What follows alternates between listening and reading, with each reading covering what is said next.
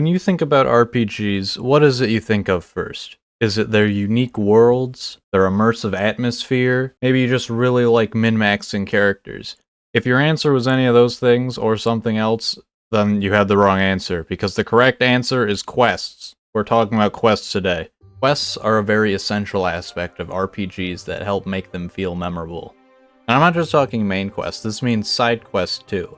In fact, I might say that side quests are more important than main quests, because for most games, maybe the main quest is 20 hours, sometimes even less. Side quests, though, if it's a good game that you're gonna sink over 100 hours into, you're gonna be spending way more time doing side quests than main quests in the first place. And believe me, there's some pretty iconic side quests. For example, the flight of the USS Constitution in Fallout 4. Or that one time in Skyrim where you have a drinking contest with a Daedric prince and then black out, and you have to backtrack all of your steps and figure out what kind of a wacky adventure you apparently went on. How about that quest in Cyberpunk where you find out a politician is being brainwashed by a secret organization? Or what about Bloodborne where you get this thing on your head?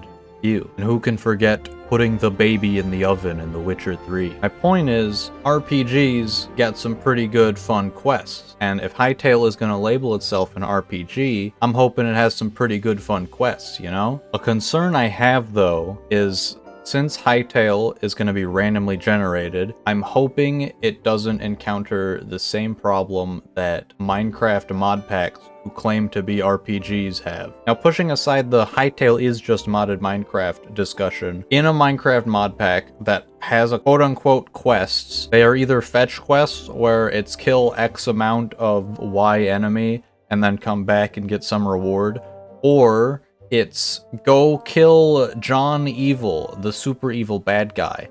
And you're like, alright, well, where do I find John Evil? Oh, well, he only spawns in this randomly generated structure, which only has a chance of generating in this one specific biome. Where's that biome? We're not gonna tell you. Go craft the MacGuffin and figure it out from there. So you craft the MacGuffin, and then it tells you, oh yeah, the Rolling Plains of Doom biome is 7,000 blocks away. And you're like, great, well, I guess I can spend my time gearing up as I get over there. And then fast forward however long, maybe 5-10 hours later, you get there, you explore the entire biome, and the structure you need isn't there. Now, wasn't that a thrilling quest experience? Now you get to go another 10,000 blocks to find the next one of that biome. This is a concern I have with Hytale's quests.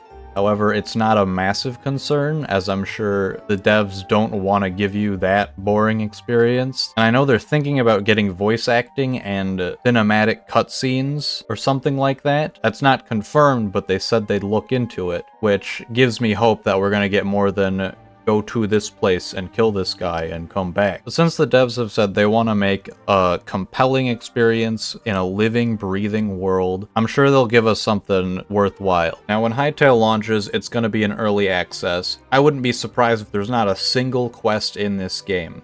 If there's anything, it'll probably be right at the very start to build up the Cursebreaker arc or whatever they're doing. And outside of that, probably not a single thing. However, I can still speculate and share my theories on how I think they could approach quests when they actually do them. Now, here's the thing with having scripted guaranteed main and side quests in a game with randomly generated worlds. On the bright side, this means that you can have quality quests with a handcrafted experience that you can then discuss with your friends and other players, and if done right, it can help achieve the living, breathing world feel. However, the cons of doing something like this is when you put it in a randomly generated game where every playthrough should feel a little different, it's going to give you the exact same experience every time, at least in regards to the main story. Now, some people don't mind that, especially depending on how varied your playstyle can be in this game, but it's still a valid criticism that some people would have. Personally, I'd prefer scripted quests instead of just randomly generated, go kill this specific boss in this specific place because I said so, and then come back. Now, I do have some suggestions for making scripted quests feel less railroady.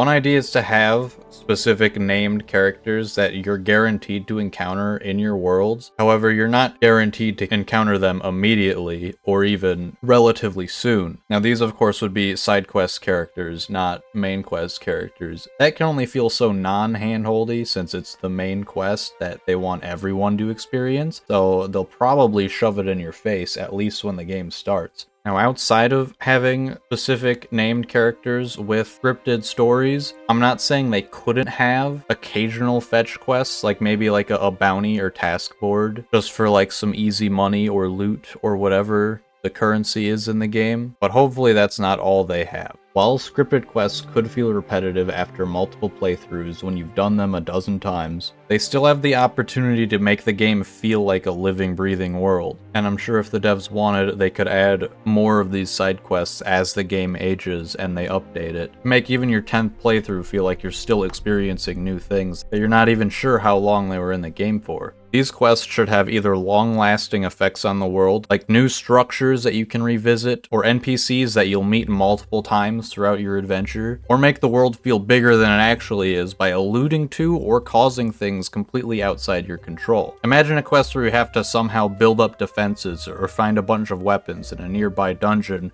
for a village to help them defend against an enemy raid. And then after the raid, you can then send a counterattack and take out the big bad guy alongside the villagers. Or a quest to lift the curse off some ancient ruins and then help NPCs repair the ruins and then turn it into a home. And then you can revisit these ruins, which are now a house or a full building, maybe even an entire settlement. And maybe those will give you new side quests. Maybe you find an NPC locked up in a dungeon, and once you free them, you can escort them back to their village, only to find it burned to the ground. And then after this, you'll encounter this NPC in multiple different places along your journey as they go on some sort of training arc or maybe a vengeful warpath. Now, to avoid the Minecraft mod pack problem of having to go thousands of blocks for some quests while still keeping in mind that the world is randomly generated, maybe they could have quests be able to start or visit some of the same points of interest, like villages or maybe road steins or some sort of fancy magical rock. And of course, make sure that if a quest wants you to go somewhere, make sure it's within a certain distance. Now, we haven't seen the World Gen blog posts that they keep talking about and how the World Gen 2.0 is so amazing, so we can't know for sure how generating quests like this would work, or even could work, but if they were to use this suggested system, they'd want to make sure that certain quest-related structures can only generate within a certain radius of the beginning of said quest. However, this could lead to the problem of players finding a quest related to a dungeon or specific building before even starting the quest, thus possibly spoiling it or just outright breaking the quest. Now, one workaround to this is to only generate the structures after starting the quest, then call it sudden appearance out of thin air magic or something, but that could cause problems like appearing on top of someone's house or in the middle of a road. Sure, you could make it only appear in an area that's never been loaded before, but if you were to start said quest in a village near your base, and you've been playing that world for hours and hours, the nearest unexplored area could possibly be thousands of blocks away anyways. Now, while that's probably preferable to having a dungeon appear on top of your house, it could get a little annoying if you need to make a further and further journey every single time you do a new quest starting from the same place. Another solution is to go with the pre-generated option and then have some magical barrier or other reason for the player to be unable to enter. I believe I read somewhere that they plan to make it so that you can't break blocks in dungeons, so you could also just put a big lock on the door over it and call it a day. Another direction they could go with quests is to make it so that like 80% of them are done through the use of the portal wormhole thingies, which would solve the generation problem because it could just plop you in front of whatever it is you need to do. But I feel like that would harm the living world feel, because instead of physically going to a location and being able to visit it after the quest, it's just a one and done disconnected experience outside the rest of your world, and it would feel pretty lame if it worked like that. Now that I think about it, that's pretty much what Starfield does, and we all know how people feel about that game. But anyways, at the end of the day, I have no idea what they're planning in terms of quests. I don't even know if they know what they're planning yet.